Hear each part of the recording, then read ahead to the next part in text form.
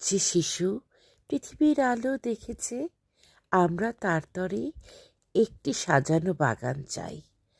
আমার শিশুরা আগামী দিনের কর্ণধার। তাই তাদের ভেতরে আমি দেখতে পাই অবারিত ভবিষ্যৎ, আলোকোজ্জ্বল ঝর্ণাধারা।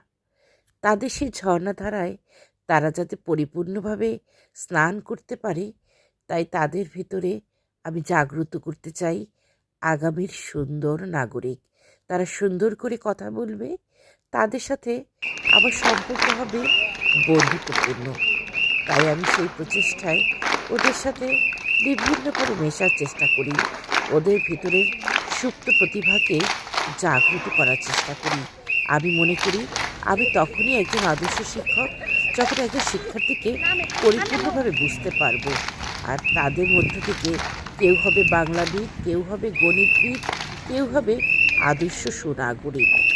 আমি তবেই না শিক্ষক।